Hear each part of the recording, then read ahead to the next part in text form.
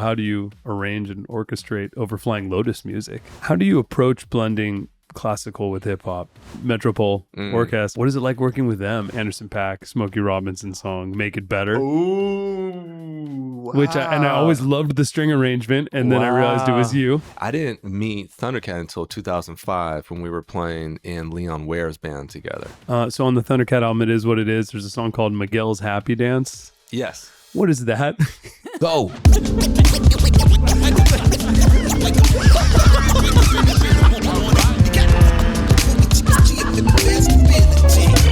Let's go. What is up, everybody? Welcome to the show. I have an incredible guest joining me today, someone I've been wanting to talk to for a long time, as I've been seeing his name on the scene for decades, years upon years. He's an incredible conductor, composer, arranger, producer, multi-instrumentalist, and artist. He's worked with some of the biggest names in music. He's contributed to over 600 recordings and 2,500 concerts. He has worked with Stevie Wonder, Erykah Badu, Quincy Jones, Anderson Paak, Flying Lotus, Kamasi Washington, Lady Gaga, Thundercat, Robert Glasper, and even Smokey Robinson. So whether you've seen him on Tiny Desk with Thundercat, or you've seen him orchestrating for Dr. Dre, or you've seen him doing his own shows in tribute to Jay Dilla, he's an incredible, one-of-a-kind human being. So joining me on the show today, I hope you enjoy my conversation with Miguel Atwood Ferguson. Here it is.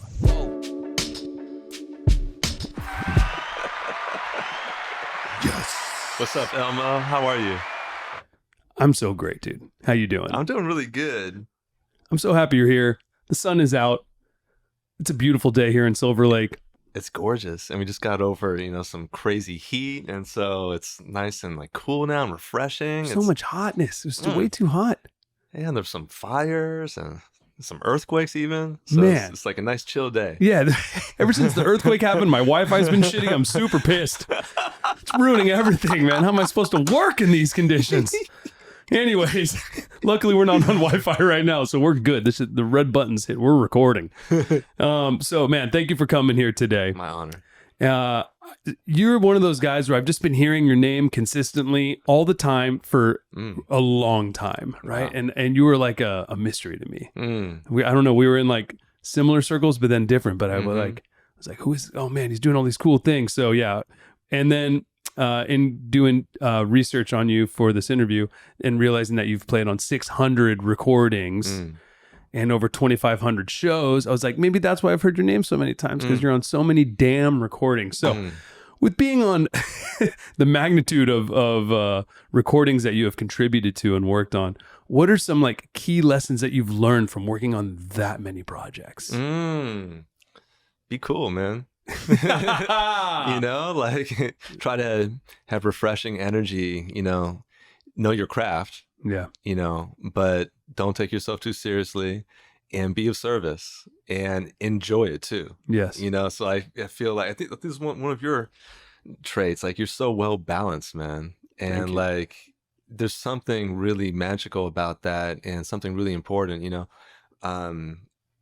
if we lean too far, only concentrating on the skills of our instrument, it can be bereft of humanity or the context of, yes, there's a lot that goes into playing the instrument, but let's have fun. Yeah. So I think people want to have a good time.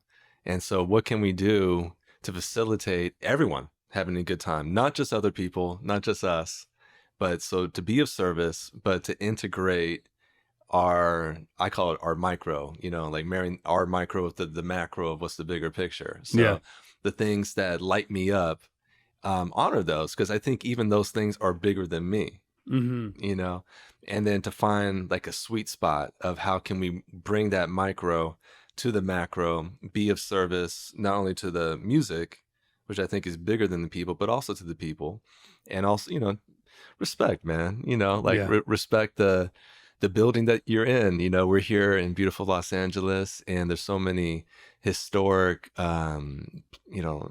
recording facilities, and you can it's vibes galore. Yeah. It's amazing. Yeah. I don't know how vibes work other than, it's there's energy that emanates from things, people, place in ideas, And I don't know what happens after the music is played in a room or someone, brings their vibe to a room, but I don't think it just goes away. Wow. So to be aware of that and respectful of that, it's a lineage. And yes, we're lucky to play music. And I mean, how many geniuses do you know that don't necessarily have functioning careers, right? Or functioning lives? So there's so much that goes into it. So just to, try to walk with humility and to also honor like your own magic. Yeah. And to realize that our own magic is potentially infinite. So, to figure out a way to keep amplifying that. Wow. Yeah. So you're from Topanga. Yes. And you're talking about magic, and you're talking about the vibe that has entered the room in all these inspiring places that, we live in Los Angeles. We're very lucky. We're both born and raised LA. We're lucky that we were born into this. So it's all really interesting things I've never thought about, like a vibe never leaving a room, because you can feel that in certain studios here, like when you walk into Capitol or something, and you're just like, you feel the Sinatra vibes, right? Or whatever it is. Like, that's pretty mind blowing. And you're a huge part of what I think is like this next legendary LA movement that is already been happening. It's not a new movement. It's decades in, right? But the Thundercat, Kamasi Washington, Terrace Martin, this Flying Lotus, Anderson Paak, like all these people coming out of LA, yourself, like we were all playing for years and years and years, like all the Bruners. And so funny enough, I was talking to Terrace Martin this morning on the phone. He called me and he was like, "What are you doing later?" And I was like, "Oh, Miguel's coming by to do the pod." He's like, "Man, I know Miguel since I was a teenager." And I was like, "What do you want me to ask him?" And he's like, "Ask him about our teenage years." Okay. Because he was saying, back then you're a teenager and you're with everybody, right? It was you, it's Kamasi, it's Terrace, it's Steven before he's Thundercat, right? Like it was everybody before their, notoriety. Like what were you thinking at the time? What were you feeling at the time? Did it feel special? Or is it just like, do you realize how talented everybody is? Or are you guys just like, it's just your community and everyone's superhumans and you're just moving forward? Well, those guys were already like seasoned professionals. I was still just like a composer, music geek. I was playing a variety of instruments, and I started on violin when I was 4, so I could play music at a high level. But those guys were like, as I say, seasoned professionals. I did a number of gigs by that point. Terrace played drums on like a KCT special. They did a program about me, and he played drums. It played well. I mean, he was, already an incredible pianist, saxophone, and drummer by, age like 14. I mean, he was incredible. I probably met him, I was maybe 15, and I wasn't like, we weren't tight or something, but we were running to each other at like jam sessions, and he would come to my high school and sit in with our jazz band. And I mean, he was just incredible. I mean, he could walk bass lines and comp really, really well, like someone that's 30 years older than he was at the time. Wow. And I was totally intimidated by his skill. I still am. But I hadn't met Thundercat yet. I knew Zayn Musa. Oh yeah, Zayn at that time. Another one we've lost, man. Yeah. Unbelievable. Yeah. Yeah. Incredible saxophonist. Yeah. Yeah. I mean, just one of the best ever. Yeah, absolutely. So I was mostly like a classical cat, like a Western European, classical cat. But then I caught the jazz bug when I was like 15 or 16, and I just like went in as much as possible, but I was still like only studying classical. So I was just teaching myself about jazz music and completely enthralled. And so then I started going out to clubs, and the world stage is the main one I went to, and the old Catalina, and then the Jazz Bakery when it was in Culver City. And yeah, so we would all run into each other. I didn't meet Thundercat until 2005 when we were playing in Leon Ware's band together. And that was, by that point, it was at the new Catalina, which is off of Sunset Boulevard. And I remember walking in. He was the only other musician there. I was the second musician to show up. And I just remember him playing like I think it was a 5-string electric bass, not a 4-string. And he was just playing this incredible stuff. I'm like, dude, what's up, man? My name is Miguel. He's like, I don't even know what I'm doing.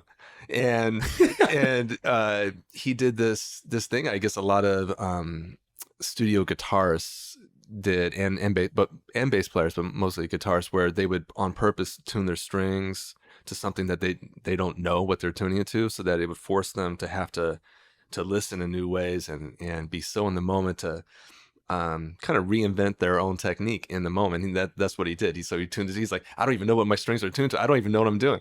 I'm like, okay, great, dude. Like, so are you playing the gig tonight? Like, I remember being like a little bit concerned, like, okay, like he has great energy, but this seems a little bit reckless. Like, and yeah, that was, 19 years ago. And it was one of the best bass performances I've ever witnessed. And definitely no problems there. And so we became fast friends, and it was amazing. I don't know if that answers your question, but it gives you a little context.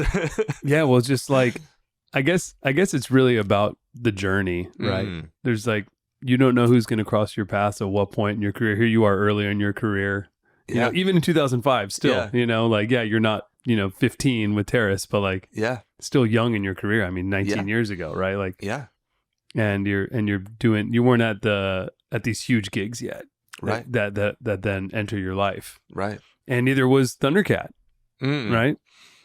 Yeah, I guess so. He wasn't dropping these solo albums, and Brain Feeder wasn't a thing. Like, this whole thing wasn't a thing yet. I mean, very soon thereafter. It was right after. Yeah, I think 2008 might have been the birth of Brain Feeder. Yeah, and then Golden Age of the Apocalypse, which I think is Thundercat's first album. Yeah. I think that was 2011. Yeah. Yeah. Because I remember at that time, so in 2008, being from LA, I had my weekly art and music event that was at CINESPACE. Okay. On Sunday night, every Sunday night. We did it for 200 nights in a row. And then, so we had our night, and then Tuesday night there was Aoki. That was the other night. And then Wednesday night in Highland Park was Fly Low with with Gas Lamp Killer, Low End Theory. Wow. Low End Theory with Thundercat, and with like all, like, those were like the different scenes that were happening weekly. You did 200 nights in a row. 200 nights in a row, man. Wow. I called it on the 200th. Yeah. It's like, never mind. I went back on tour. I stayed home for 3 years and did that. Great. And then went back on tour. Yeah. Wow. But that was when I heard of Flying Lotus and Gas Lamp Killer and Thundercat and all that stuff. Because I mean, I was already following Ronald Bruner Jr., like, Steven's brother, as a drummer, of course. Okay. Like junior, not senior. Yes, so of course senior as well. But like, I was already a fan of young Ronald Bruner Jr. just shredding. Yeah, Kenny Garrett days. Yeah, even I first saw Ron. It was the Modern Drummer Festival. God, dude, whenever I don't even know when that was. He was like 18 or something. I think. Oh, George Duke, maybe. Definitely George Duke days. Yeah. Yes, for sure. Yeah, when George Duke was still around. Yeah, like man. Anyways, it's wild to think about, right? Like these journeys. I was 22 when I started that night. So wow, in 2008. So yeah, man. So it was cool though, like, and that's like that the scene just keeps going, right? Like from Terrace, like, I mean, Kendrick wasn't famous then either, right? Like there was all this talent in LA going hard in their own respective worlds. Everyone was going to evolve, but hadn't, or was in their evolution, but wasn't there yet. And then like, yeah, I remember Flying Lotus popping off, and I remember Steven popping off as Thundercat and being like, wow. Yeah. Terrace came later in terms of his solo stuff, right? And Kamasi came later. Yeah, but he was already producing. Yeah, Snoop Dogg and doing fantastic work. Yeah. So to stay on Thundercat for a moment, because you guys have done a million things together at this point. Like you're an extensive collaborator. What is it like for you collaborating with him? It's pretty much heavenly. Yeah. Yeah. I can't really think of a lot of people that are that talented, that funny, that intelligent. I mean, he's incredibly intelligent. Yeah. And kind. Yeah. And empathetic. I mean, it's kind of hilarious. Yeah. Just the combination of attributes Thundercat has. And so around him, it feels like family. And he finds a way to do that with everybody in a genuine way. Beautiful. And I think that's really inspirational. You know, it's one thing to know somebody for a long time, so you have like this body of like familiarity and comfort. Yeah. But then to be able to also give that to other people that you might just meet coming from a deep, genuine place, that's amazing. So his ability to just make people feel accepted, and also challenged too. Yeah. You know, so to have a comfortable challenge, that's interesting. Yeah. You know, because so many challenges don't feel necessarily comfortable. They can be fun.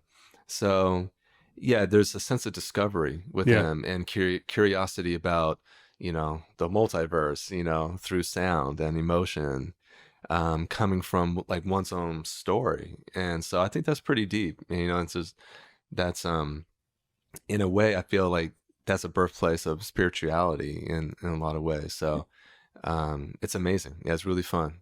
So for you, orchestrating and arranging and stuff, are you in the studio working on things, or are you taking stuff back to your place? Like, I know you're the king of stacking, and we're going to get to that in a bit, but like with Thundercat in particular, is it like an in-studio thing, or do you kind of hear it, vibe, talk, go home, do it? Let's see. The first one I did for him was at Flying Lotus's third to last house, and there was a bunch of people. It was a 2-story house in Echo Park, and there was a bunch of people on the top floor, and then on the bottom floor was like a whirly and no one. So they were trying to finish the album that day, and they're like, "Oh yeah, can you put some strings on like a couple tracks?" I'm like, "Great," but I prefer to take a lot of time and from the comfort of my home and like the quiet of my home, be able to focus and like be able to try stuff out. They're like, "Oh yeah, you want to record now?" I'm like, "Well, I'd love to write some stuff out. I mean, I can improvise on the fly. I mean, I love to improvise, but I felt like it really needed like some arranged, really put together things to offset all the other beautifulness." And so I just went downstairs and took a half an hour and just wrote out. It was about like a 20-minute symphonic string orchestral thing, and then went back up and recorded it. So that was the first time. Often I'll go to his house and we'll just stack stuff on the fly. Yeah. And a lot of the stuff I've done for Thundercat in the last, 8 years, I've actually done at Lotus's house. Nice. And it's the same thing, where it's just like on the fly, no prep, not having heard anything, just stacking, just immediately off the cuff. And that could be cool too. I think I like both. I probably prefer going home and being able to like meticulously, craft like the best voicings I can, and, have multiple mics and, do it my way or whatever. Yeah, but for sure. It's cool not doing things our way too. Yeah. That's part of the challenge. It's really important too, not get too locked into just doing things one way. Yeah. I need to do it this way or else I can't. Yeah. Yeah. It's a good challenge. Yeah. So on the Thundercat album, It Is What It Is, there's a song called Miguel's Happy Dance. Yes. What is that? I haven't asked him yet. Really? Yeah. I don't know who named it that. I don't know if it was it was probably Lotus or Thundercat. It was probably Thundercat that named that. I don't know. You don't do a happy dance? Not that I know. I mean, most people know me as a pretty positive dude, so I don't know if he's referring to that. And I'm very curious. I haven't asked him yet. How have you not asked him? it's not that important to me. You know, That's how different you and I are. If it was Elmo's Happy Dance, I'd be like, the day it came out. What is, hey, FaceTime. What is that? Is this good or bad? What is it? I'm curious. Yeah. And then every time I, see him, it's like, there's so many other things that are, have been more important to me just to connect on. So, and then I forget. So yeah, I am curious though. So I shall ask him. Ask him right now. Thundercat, what is Miguel's Happy Dance? What is it? What is it? I want to know. I know that started with some chords I was playing at Lotus's house. Okay. So I was at the keyboard just, jamming out. I think he was there. And then he came and added some bass, and then they continued to produce it. And then, yeah, Miguel's Happy Dance. But I need to find out. What is something about your relationship with him that is meaningful to you? Oh, wow. So much. Well, Leon Ware was a mentor to me and to Thundercat. And the fact that we met playing a show with Leon Ware in Leon's band, I think that's really special to both of us. Yeah. And Leon wrote and produced for Marvin Gaye and had his own amazing solo career, and he's been sampled by so many amazing artists, and he was just a beautiful cat. Yeah. And could sing his ass off and had this like transcendent humanity. So that's really special. I think there's a lot of things. Like I love Milton Nascimento, and Thundercat has this side of him that's like so Milton to me. It's beautiful singing, in a couple different parts of his range. There's the falsetto, and it's just so beautiful and tender and melodious. And I don't know if it's fair to say that I think a lot of people might know Thundercat's work to be like very fast and loud at times, and that's great. But his softer, more like melodic singer-songwriter thing is, whoa, like super legit and super special. And so I think that's an unspoken thing that we connect on, is like a melodiousness connected to harmony. Yeah. Coming from like the soul, that's like just like really beautiful, and it's like optimistic. We've never talked about that, but I think that's another thing.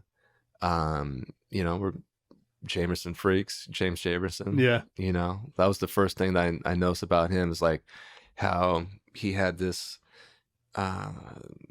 foundation of his bass playing that reminded me of Jamerson a lot. And we talked about it, and he's like, yeah, that's one of his biggest influences.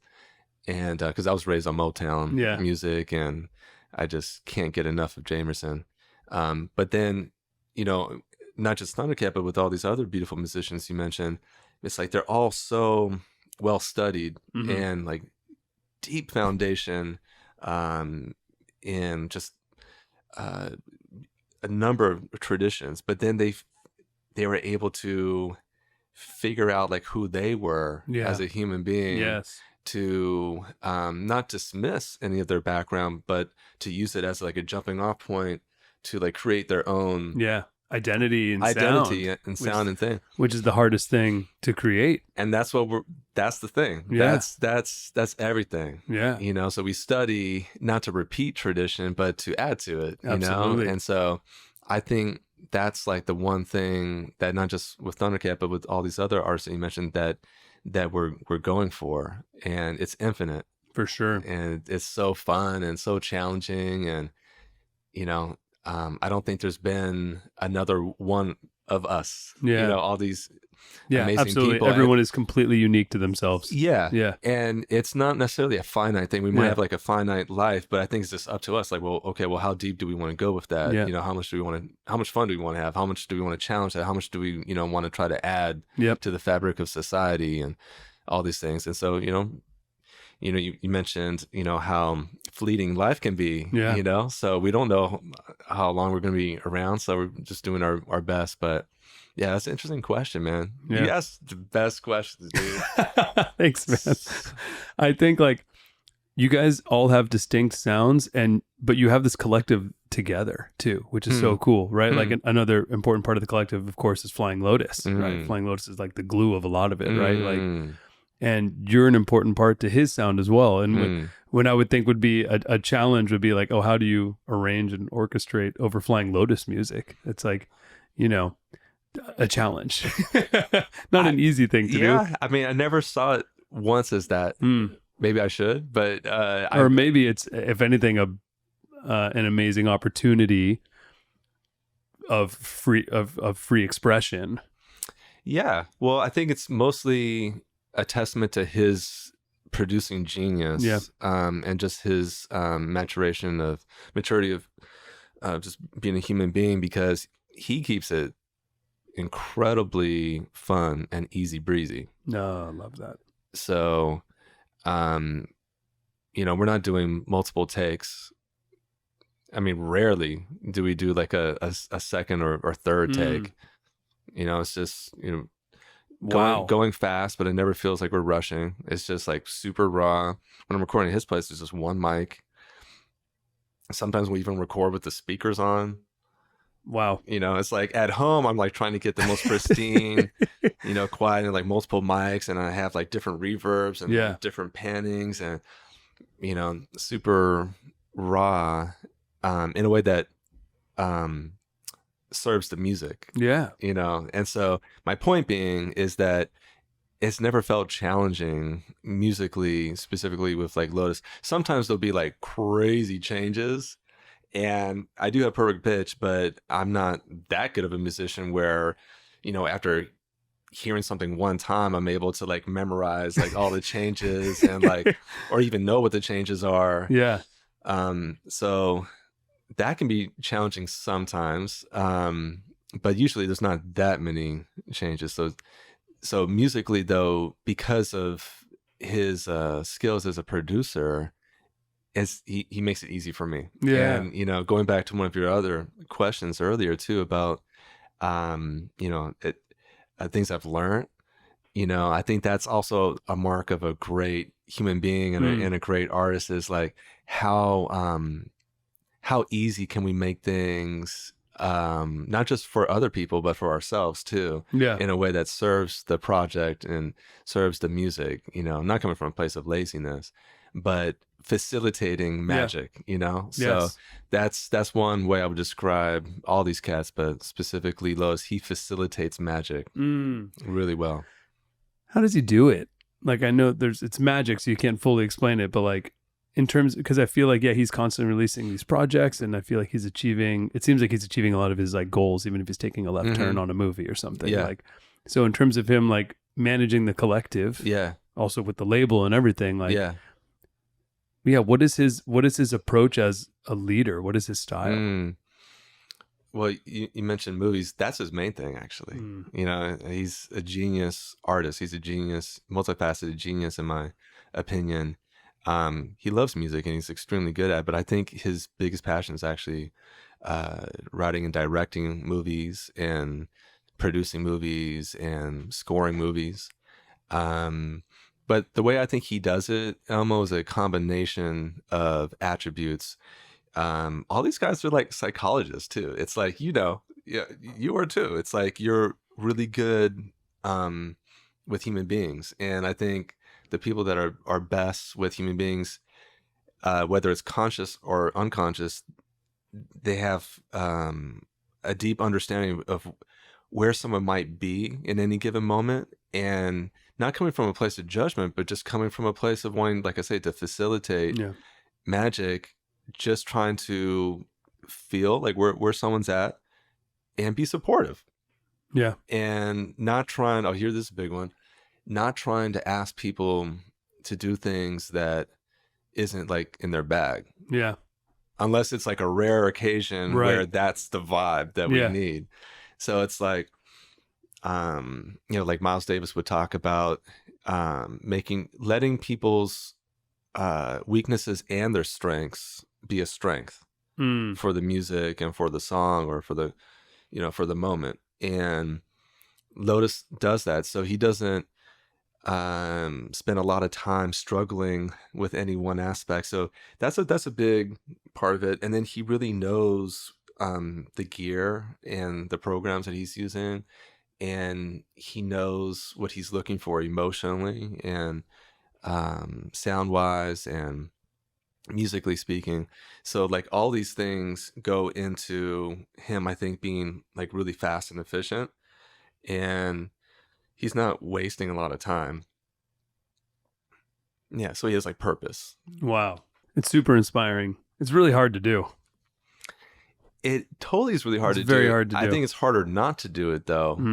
Once we get to the place of like whether we're raising families or don't have millions of dollars in our bank account, and we just like need to make shit happen today. Yeah. And constantly too. Yeah, constantly. Yeah. All the time. Never ending. Go. Yeah. Next. Got it. Next. So with that being said, talking about career, how do you handle your unique entrepreneurness? Right? You are very much like you. There's not really like a playbook for what you do. There's there's like the conductor one, or the arranger one, or the sideman if you just want to be gigging playing violin. Right. So like how do you manage and push forward the business that is Miguel Atwood Ferguson? I think learning how to respect oneself is really important. And it's an ongoing thing. And so one aspect of that, what I'm talking about is I'm 44 years old now. I had to get to a place of accepting myself enough to acknowledge that it's not that like I'm necessarily so good at what I do, but that from a genuine positive place, the fusion of influences and interests that I have is a thing. Yeah. And I had to make a conscious decision to want to fuel that and really work on that and think about how can I actually have a functioning life and a functioning career with that. And so, I'm a work in progress. I will always be a work in progress. I love learning. I want to learn well into my 90s if I'm lucky enough to be, that age someday. And the way I've been doing it is, you mentioned a couple of different, pursuits with conducting and playing different instruments and different genres. And so I'm constantly studying and learning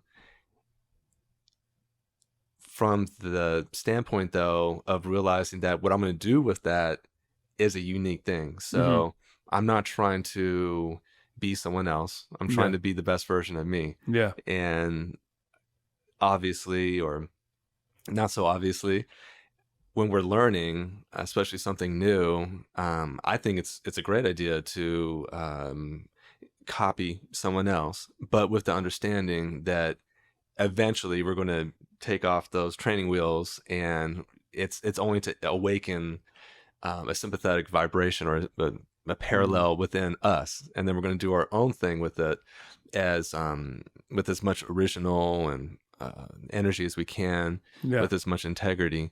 So that's what I've been doing. I love teaching, and it's amazing how much I learn when I teach and try to be of service to another person. But I mentioned, self-love, because if I don't have that initial energetic, emotional thing of really trying to respect my own vision, then it's kind of like all for naught, or it's kind of like a dog chasing its own tail, or the ceiling is so limited, so. And eventually I think that actually all makes it easier, because yes, there's incredible struggles and hardships, and it can be very scary at times, but I think it's actually more difficult if we don't, do that work I'm talking about in terms of accepting oneself and learning how to be honest enough with oneself so that we can make progress every day. For sure. Things along those lines. And how are you doing it now that you're a dad for the first time? Oh, man, it's amazing. Yeah, Sebastian's 4.5 now, and he was born the week before the pandemic. It's been amazing. You know, I've been such a music nerd. I thought that I was going to be one of those guys that might be lucky enough to have a family, but that I would always feel that music was like the main thing in my life. And boy, was I wrong. And it's been so beautiful that I was wrong. Yeah. And my music geekery continues to blossom. And I am getting better at what I do, but my love for Andrea, my wife, and Sebastian, it's by far the most important thing to me. Beautiful. And everything that I've been experiencing with them, and like really trying to support them and be supported by them, it's amazing how it has helped me become more efficient with my music. Because I mean, I used to work easily 16 hours a day on music, well over 12 hours a day the past 20 years before having a family. Now having a family, man, it's like 6 hours a day, if I'm lucky. Sometimes on the weekends maybe it's more like 2 or 3. So I'm forced to be more efficient, and then like I can't think of a better way in this moment to say it than I'm more whole. Not that I was, unbalanced or, lacking humanity before, but now it's, man, it's so magical. Do you have a child? I don't. You don't? No. Yeah, it's amazing. I don't think it's necessarily like for everyone or the best way to, be. There's not like one way to be a human being, obviously, but it's been incredible. And the hardships and the challenges, like for instance, yesterday, like, I'm on crazy deadlines right now. Yeah. Like this is like the hardest week of the year for me, actually. And I'm kind of enjoying it. I'm at the, not that I'm mature, but I'm at the place in my maturation process where I can actually feel this much stress, be present, be healthy, and actually enjoy it to a large degree. But yesterday I had to pick up my son from school because he hit his head, and he's fine, thankfully, but we just wanted to be safe. And so, man, I was really looking forward to having 4 hours to work on these charts for the Metropole Orkest in the Netherlands. And I did, most of that went out the door because I had to go pick him up and, play puzzles with him and, go swim with him. So all great things. But yes, it's really challenging, and it's a huge blessing, and I'm very thankful. And thankfully, it's also making the music better. That's awesome. In most ways. Yeah. Like 9 out of 10 ways. Yeah. Luckily you put in like, 20 years of 12 plus hours a day. Yeah. So that helps get your skill level very high so you can do a concentrated 4 hours and knock it out. Yes. Wow. Yeah. You just mentioned Metropole Orkest, which is like one of the coolest orchestras in the world. Yeah. What is it like working with them? And is that what you did when you did North Sea Jazz Fest, right? Yeah, a couple of times, I think. I mean, you did the your Dilla tribute. I'm about to do it with Metropole Orkest in a couple weeks in Amsterdam. But so sick! Oh man, I'm so that's Suite from a Dukes. Yes. I'm beyond excited. Yeah. Wow. I think they're the greatest non-classical orchestra in the world. Absolutely. And they have beautiful attitudes too. Yeah. Like it's one thing to be great at your instrument, right? But my patience for people that are incredible at their instrument, but they're just, assholes or just someone I don't want to be around. Man, I more times than not, I steer clear. For sure. And Metropole Orkest, like they're sweethearts, and they have a lot of warmth, and they don't have that, entitlement or, any of the weirdness. So they're really, really special. The other times I've worked with them, let's see, one time was with Kamasi, and that was North Sea. Yeah. And then one time was in 2000. When you were doing the Epic live or whatever, is that what it was with the Kamasi Washington? Yeah. And the first time was in 2000. So it was the Kamasi band and you and Metropole Orkest? Yeah, but I was like 100 people on stage. It was a big one that night. Yeah, because they have varying sizes too. Yeah. I was just playing violin. I wasn't conducting that time. Okay. I conducted a couple of times in LA. Okay, yeah. With like a 50 piece or something. Yeah, you did the big LA show with Kamasi. The first 2 ones I think I And then I did one with the Metropole Orkest in 2008 with Vince Mendoza conducting. Wow. And that was actually, we did a couple Suite for My Duke arrangements then as well. That's awesome. Yeah. That's awesome. So the Notorious B.I.G. Yes. tribute, so sick. I watched what I could find on YouTube of the Lincoln Center, Lincoln Theater. So sick, dude. Thank you. How does something like that come together? Is that something that you start, or is that something that you're called for? Interesting. It's a combination of both sometimes, or it's either or. There's a couple artists I'm doing tributes to who I can't say yet, that I'm, these matters are like so deep in my heart that like I'm gonna do them regardless if I have to pay for it or it's just a matter of timing and money. Yeah. And so I wonder, and this is kind of crazy sounding. Sometimes I wonder if like the things that are deepest in our heart they're like tied to a web of energy across the globe or the multiverse, and sympathetic vibrations spark ideas in other people as well. And maybe it facilitates this imperceptible web of connectivity, because I've had this deep dream of doing an orchestral tribute to another hip hop producer. And then I got called from a couple people wanting to finance it, and we started recording it. And now I just got called by his manager, who didn't even know that I recorded this 2 tracks towards a tribute. And it's looking like we're going to do a big tribute at Dodger Stadium in November for Tyler, the Creator's 2-day music festival. So that has not been finalized, but it's looking very likely. Wow. So I don't even know how to explain that. I mean, it's not really a clear... I love that, dude. But it's kind of like a combination, because I had this vision and I already made up my mind I'm going to do it. And I started making some arrangements, didn't even tell anyone about it. And then I got called from various people to do it that are actually funding it. Yes. So that's one project. The Notorious B.I.G. project came because somebody heard my my tribute to Jay Dilla, the Suite for My Dukes project. And so somebody at Warner Music, Jeff Walker, incredible human being, he had the idea. So that was his idea, to do an orchestral tribute to Notorious B.I.G. And because I had worked with Lincoln Center a couple times, they knew about me. And so they both had the idea of reaching out to me to do that. And that was the first place we did that, was at Lincoln Center. I'm bummed I wasn't there. Well, we'll do an LA one. Yes. Yeah. Got to do an LA one. Yeah. How do you approach blending classical with hip hop? Yeah. Well, there's a bunch of different ways to do it. So I think managing expectations is like a real important superpower that we need to do with ourselves and with each other. And especially, most of these concerts, easily $50,000, put on an orchestral concert. And part of the magic is that we don't know all the ins and outs of what it takes to do this. So all the more reason we have to manage expectations, as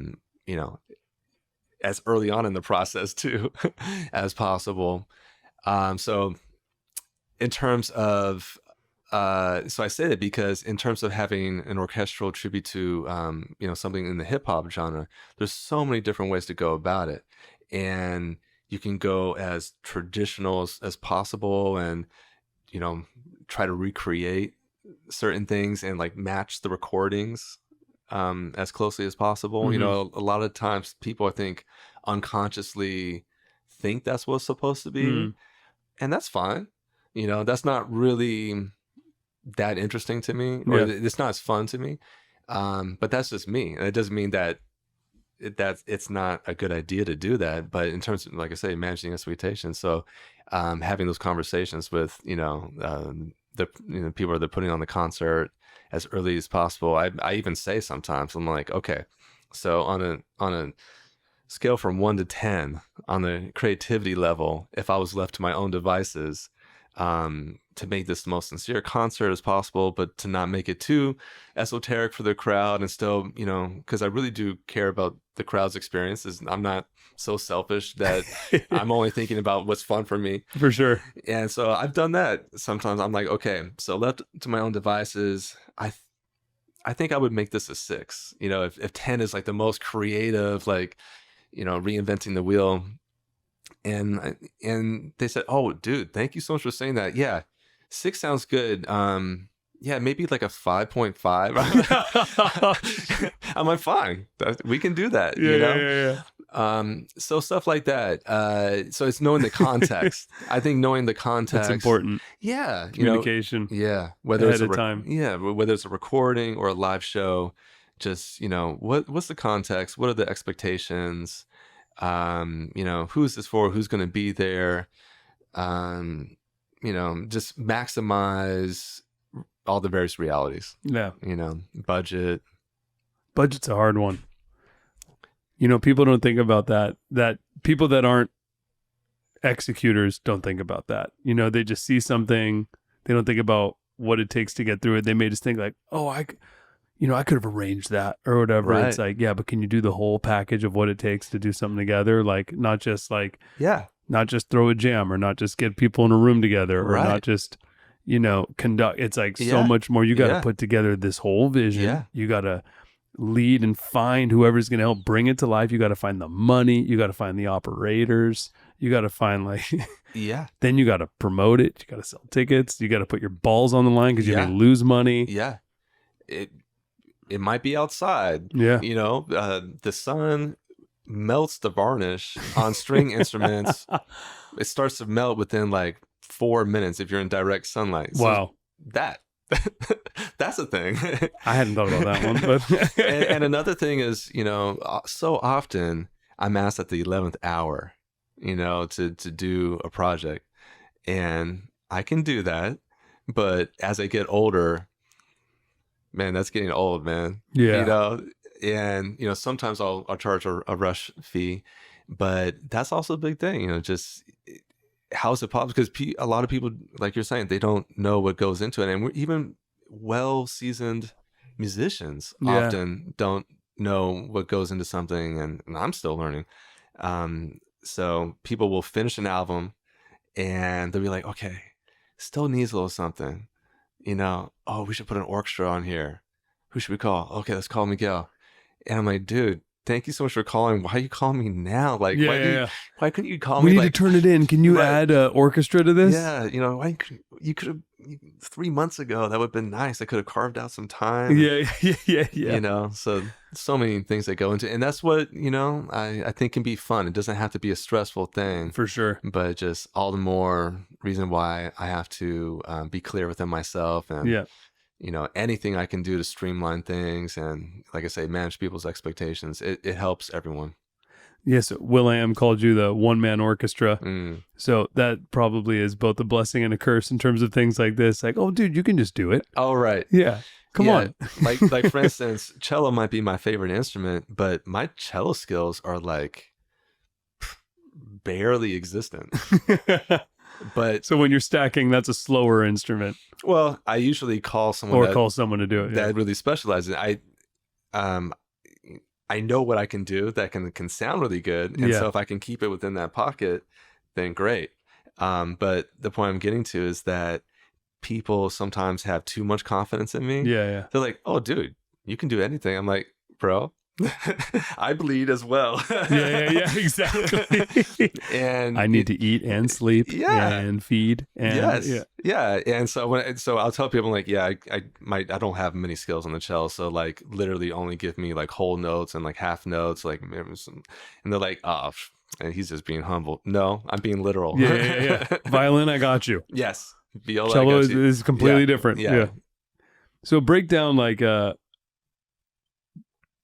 you being the one-man orchestra. Where does it start? You hear a song, you listen to it, you write an arrangement, then you start stacking like violin, then viola. Like what's the process? Well, I mean, an orchestra, first of all, has more instruments than just the strings, which I play. I mean, yes, I play a lot of keys and like handheld, color percussion instruments. So it's not really necessarily a fair title. I mean, one man orchestra, I think, makes people think that I play all the instruments. Every brass, every. I don't play any brass instruments. I do have a bamboo flute that I can barely play. But the way, if I have more than 2 hours to create something, because I can put 80 hours into writing, some type of orchestral arrangement for a song, and then recording it, and then coming up with a nice like rough mix. Yeah. So ideally, the client, emails me an MP3 of just like a rough bounce, and then I like really sit with it, and I try to like formulate some type of like dialogue with the music to like really be of service to it, almost like it's like a person, or like a family member, and I converse with it, and I like to like listen to it a bunch and just like live with it, so it's not just in my head, but it's like part of my body. And I try to be clear with the client, like, yo, how much of a leash am I on? Like, not coming from like a disparaging place, but just, again, managing expectations, Yeah.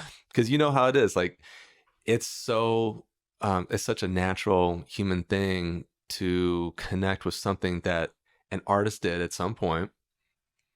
It could have been recent, it could have been years ago, and then we formulate like this connection with this thing that they did, and then sometimes we think, oh, that's who they are. Not necessarily. I mean, that can just be like one aspect of who they are. Yep. Or maybe that was just one chapter in their life, So I have to be really clear, because sometimes, for instance, with strings, people really just want some wallpaper strings in the background. That's fine. It's not my favorite, but that's fine. And especially if it's their project, I want to give them what they want, but sometimes, that might be the last thing I want to do, and I want to have some psychedelic bird-like calls, and they're like, what the is this shit? Like, and that's what I was really feeling that I thought would be best for the song. So just knowing, like, who am I working for? What are they actually expecting? Do they actually know who I am artistically, like knowing like my proclivities, or did they just hear something I did 15 years ago and they think that's what they're going to get exactly? Or have they ever heard my stuff, or they just want me because I worked with this famous person? Yeah. So all that stuff's really important. It's not coming from a place of judgmentalness, but it's really just trying to streamline everyone's time and money. And so I'll get it, and ideally I sit with it, and I will write, usually straight into the computer, an arrangement. Sometimes I'll write stuff out by hand, or make some notes, and then once I have the arrangement, I usually start with violas, and then do the violins, and if the cellos are very simple, I'll play some cellos. And and that's just if there's a string orchestra being asked for, and if there's other instruments, either we'll get everyone in at the same time, or I'll ask people to record from their home studios. Yep. So that's usually what I do. One of my favorite songs of the last few years I listened to 1,000 times is the Anderson Paak Smokey Robinson song "Make It Better." Ooh, wow. Which I always loved the string arrangement, and then I realized it was you. Wow. I love that song. Wow. How did you get involved with that song? Like, what's the story of that session?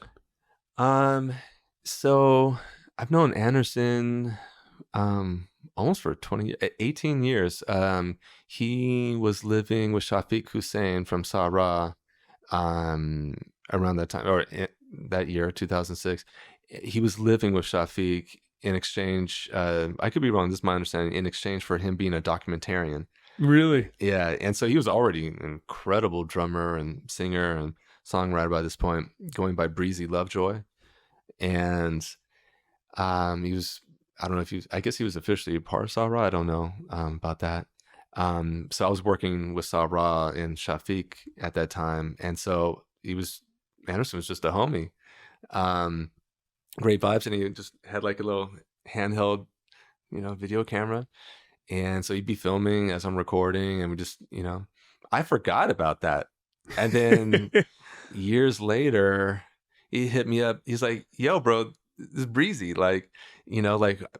Me. I'm like, oh shit, that was you. And so he started calling me for his stuff, Years later being what, like once he started popping off as Anderson Paak? Yeah, so we were doing some live shows, some orchestral stuff.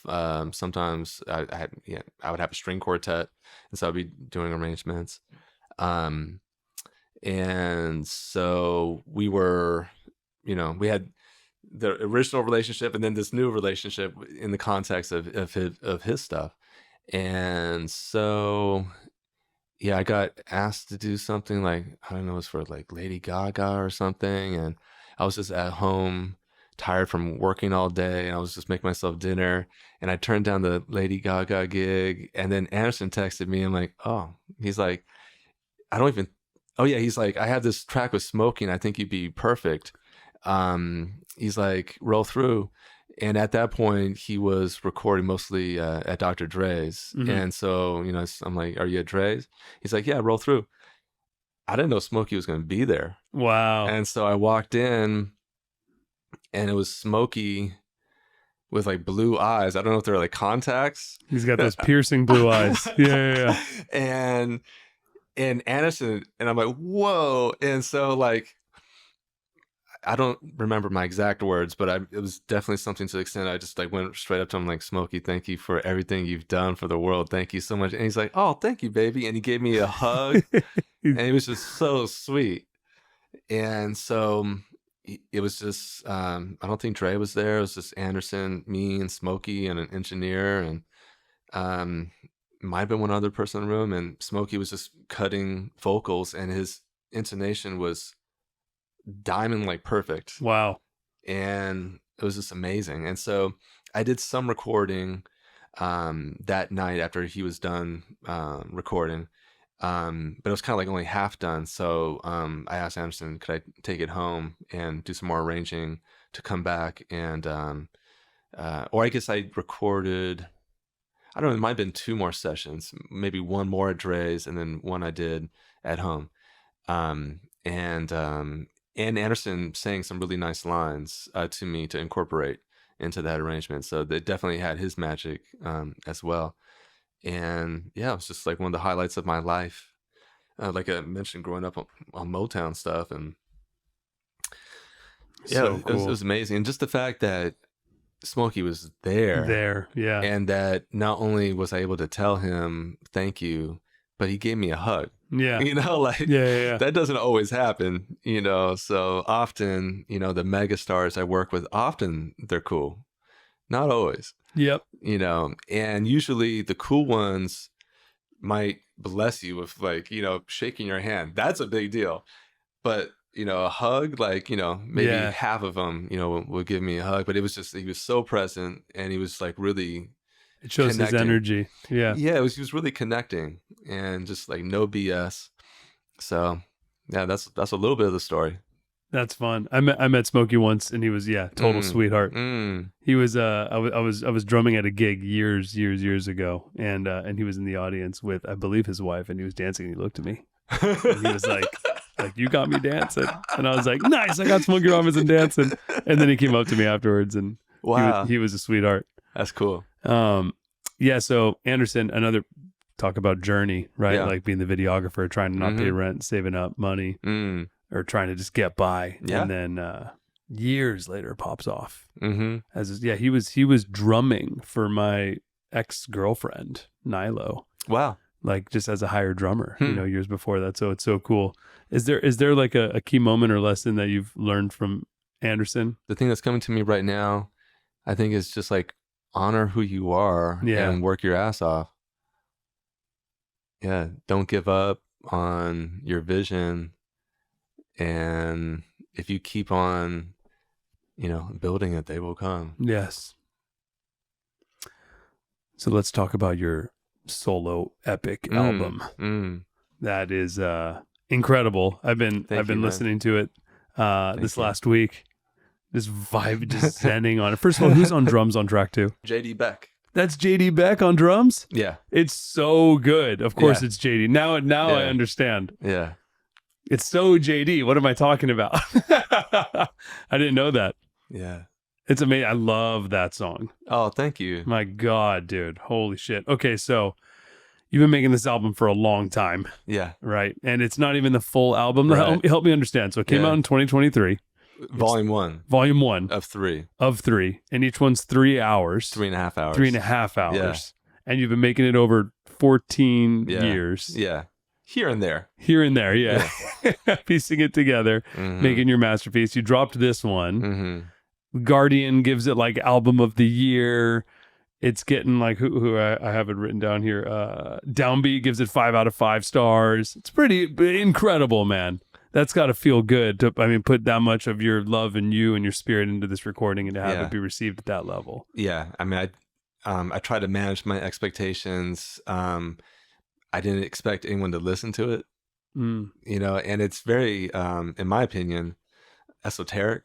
Yeah. And, you know, I love all of music and I love working for people. I think my main calling is to do my own music, but I've really enjoyed working with people, not only just being around them, but learning from them. And you know, it's been beautiful, but I intentionally made this, like as raw and, genuine as I can make it. I'm not trying to fit in to anything. I'm not trying to win awards. I'm not that those things are bad. It's just like, that's not the intention. Yeah. It's like, I hope to make money with it, but it's not the intention. It's like, it was basically making it for my sanity. Just like, not that my sanity was wavering, but this was kind of like a gift, to myself and to the world. Like, yo, this is, it is what it is. It's, you know, we can assign any labels to it that we want or any descriptors, but I just wanted it to exist and try to make it as pure as possible and pure in, not in a precious way, but like pure in a, coming from a genuine place of this is music that is interesting to me at this particular moment that I try to make it unique, trying to add to, you know, antiquity. I just want it to exist, you know, and so that's volume 1 of 3. So volume 2 is, I don't know, 40 to 50% done, and volume 3 is even less done, and I don't know when they'll be released. Hopefully not in 14 years. Good thing for Spotify, so you can even have a 3.5 hour album, or else you'd have to print like 9 vinyls, right? So for volume 1, right. Yeah, they cut the vinyl at half speed, and I don't know how that works, but it allowed us to, instead of having 8 vinyl, the vinyl is 4. Really? Yeah. That's awesome for 3.5 hours of music. Yeah. Wow. Yeah, and so, I mean, the music obviously plays at normal speed, but for it to all fit on the vinyl, they cut it at half speed. So do you how do you plan to support it, or are you just, like you said, this is just like your sanity project, and you're just your free time you're putting into that, and then of course you have all your deadlines of all your other projects for everybody else, and all your collabs and your orchestral tributes and all that stuff. Mm-hmm. I definitely want to tour it. It came out in November, and I have not been able to wrap my pocketbook and my mind around how I'm going to tour it. I do have an international booking agent.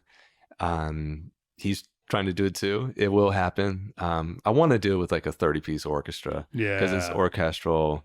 And so it will happen. I don't know when and how, but it will happen. It will happen. Yes. Man. What's a performance that you've done that stands out to you?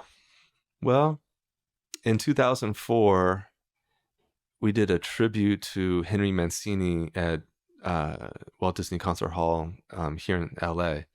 And that was not like my favorite concert ever, but it was like one of the most important for me personally. I did perform with Henry Mancini live on TV when I was 12. And so I connected with him some then, and then became a massive fan. In being a teenager in my 20s, and I'm still just discovering so many gems from him. But in 2004, there was a tribute, and that was the one time I actually performed with Stevie Wonder and Quincy Jones, and I was just playing in the viola section. But that was absolutely amazing. So Stevie Wonder, I mean, one of my biggest inspirations, and he played Moon River. He played harmonica with Take Six. Take Wow. Six was there singing, and Quincy was conducting. John Williams, the film composer, conducted a couple songs. And Wow. Plas Johnson, that played the tenor sax on the Pink Panther theme, was there, and Crazy. Joey DiFrancesco, rest in peace, was on organ, and it was a magical concert. And specifically, I'd say that was the night that let me know that even though I'm not like a well-studied conductor, I can conduct efficiently, and do a good job and know how to conduct, because not to dismiss the amazing conductors that I've been lucky enough to work with in the Western European classical realm, and it's improving all the time, but often there's like this authoritarian thing going on where it's almost as if the musicians are made to feel like they're subordinates and they are working for the conductor, instead of like working for the music, or it's it feels like slavery sometimes. And working with Quincy that day was when it all changed for me, and when everything kind of just came together. Wow. He might have been a little bit tipsy, but he came up on the concert and he just had the greatest vibe. And even though he's like one of the greatest musicians of all time, he made us feel like we're all equals. It's awesome. And that he valued how we felt. It sounds so crazy, right? Wow. So to be able to communicate that in such a real way, that is virtuosity and mastery and the mark of an incredible human being. Wow. And so he got up there, he's like, okay, all right, and he just danced with us. And he gave some cues. So he was, he was helpful, musically speaking too, but it was just a vibe. But it wasn't theatrics. It was to help us and to facilitate the music. And that was when, I even thought, like, oh, okay. Wow. That's resonating with me. Yeah. And I want to do this. And so I don't conduct that many orchestral concerts every year, probably just 2 or 3. But that concert for certain stands out to me. So, and pardon my ignorance, because the classical world is such a different world than I grew up in rock and hip hop and jazz, and all that stuff. I never was in any sort of orchestra. I never played timpanis, even though they're epic. But so like the role of the conductor, right? Like how different are you as a conductor?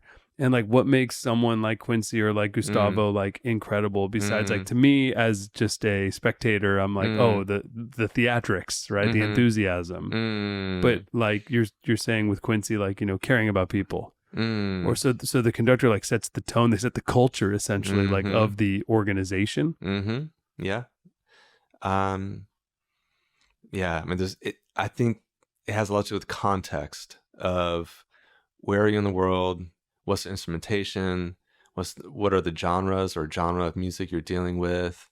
Maximizing the realities that you're dealing with, I think, is what a good leader does. That's one of the many important things, is like being aware of what are the various realities that we're dealing with right now. Yep. How are people feeling? What's the temperature like? What state are people's instruments in? Where are people's skill set in? So we can maximize the reality and have things pop up. Yeah. So, and facilitate a good time. So know what people need. I mean, there's a lot of awareness that has to go in, and then being able, like, in a very small amount of time, know what can we do in this moment to make everything pop off, basically. Yes. So, and to know how words and energies will be interpreted as well, because you know, as we travel around the world, obviously you say this word here and it might make people feel this way. You say the same word in the same way to these people here and it could horribly offend them, or it could inspire them even more. And so being aware of those things and being able to, without judgment, put ourselves in other people's shoes and to really, from a deep place, try to contemplate what are they experiencing and what do they need to do their best. You know, there's so much that goes into that. Those are just, you know, a couple things. It's really interesting. Yeah. Cause it's a whole other world. Yeah. I mean, I think a lot of it's very similar to being a drummer. You know, I look forward to playing. Yeah. Yeah. And you're the conductor. Yeah. True. I've never thought about that. A lot of people say the bass player is the most important. I've always thought that the drummer is the most important. No one's ever said the bass player is the most important. Name one person. Thundercat. Well, a lot of people say that the bassist is the harmonic and rhythmic foundation, you know, but yeah, the good ones. Few and far between. Okay. Where does like, I'm always curious about money and profession. Like where do you earn the most? Do you earn more like conducting or doing your own projects or session playing? What brings in the most revenue? These days, it's a combination of live shows, arranging, and licensing. That makes sense. And so, for example, on the Anderson Paak Smokey Robinson song, you're a writer, right?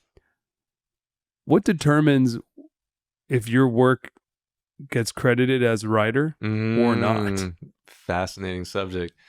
So, man, there's so many different opinions on this topic. Is it just like the good of the human of the artist, the generosity of the artist? And that's a major part of it. Yeah. But it's also how to communicate about what's actually going on. Yeah. So, and it's constantly in flux too. Like, for instance, it seems, and I'm not an authority on any of this, so, you know, I don't mean to sound like I know what I'm talking about, but I am speaking from my personal experience. Yeah. I found that often many years ago, like in the hip hop community, that a lot of producers would confuse producing with composing. And so they would take compositional credit for stuff they didn't compose, but they were producing. And that can be okay sometimes if people are not being abused somehow, unintentionally or intentionally. The way I explain it to managers and artists that I'm working with, before I do any work, I say that because of the uniqueness of my skill set and the emotional impact that I have on most songs or some songs that I work on, often I feel entitled to asking, not demanding, but asking for a percentage of compositional credit. Because more times than not, I'm asked to come in after so much of the work has already been done on the song. And so I think most people disagree with me that I'm not entitled to any compositional credit.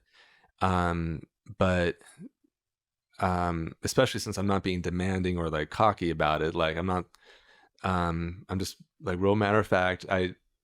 You know, if I'm doing some type of, you know, I mentioned wallpaper strings, you know, I think that's less deserving of compositional credit. Yeah. But I'm also explaining to people, I'm like, look, there's a lot of great arrangers out there that many will do a much better job than me. And many of them also won't ask for compositional credit.